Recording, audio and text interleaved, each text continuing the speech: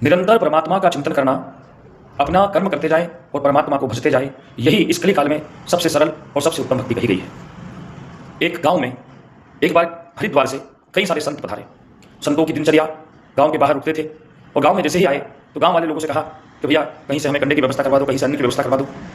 तो गांव वाले लोगों के साथ में उनके संत के शिष्य जो थे वो गांव में गए और गांव में जाकर एक बुढ़िया थी गांव के बाहर, वह भी रहती थी, उसके पास से कुछ कंडे लेकर आए।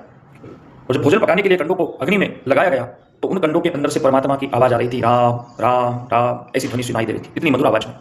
संत को बड़ा आश्चर्य हुआ कि यह ध्वनि इतनी कोमल और इतनी भावपूर्ण ध्वनि कहाँ से उत्पन्न हो रही है।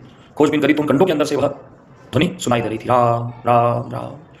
संत बड़े आश्चर्यचकित हुए। उन्होंने शिष्यों से पूछा कि तुम यह कंडे कहाँ से लेकर आए हो? तो शिष्यों ने कहा कि चलिए गुरुजी आप देख लीजिए। शिष्य के साथ में संत गए और संत ने दूर से खड़े होकर उस बुढ़िया को देखा तो बुढ़िया क्या करती थी कि गोबर उठाया तो राम, गोबर में शुक्ला मिलाया तो राम, गोबर जब फेंकती थी तो राम राम राम राम करके वो कंडे बनाती थी, तो राम राम राम करके कंडे बनाने लगी। संत उनके चरणों में साष्टांग दंडवत करके प्रणाम करने लगे कि देवी आप धन्य हैं, मैं जो इतने वर्ष जंगल में रहकर भी प्राप्त नहीं कर पाया, निरंतर परमात्मा का ध्यान किया, पूजन किया, हवन किया, यज्ञ किया, सब कुछ किया पर प्राप्त नहीं कर पाया, वह आपने इस गृहस्थी में रहकर भी प्राप्त कर लिया। तो इसलिए भक्तों, धर्मशास्त्र कभी यह नहीं कहता कि आप काम कार्य को छोड़े और परमात्मा की भक्ति करें। परमात्मा की भक्ति तो बड़ी सरल है, बस जो काम आप कर रहे हो उसमें मेरे प्रभु को, मेरे गोविंद को स्मरण करते चलो, आपका कार्य सदा सदा उन्नति की ओर बढ़ेगा। राधे राधे, जय श्री कृष्ण।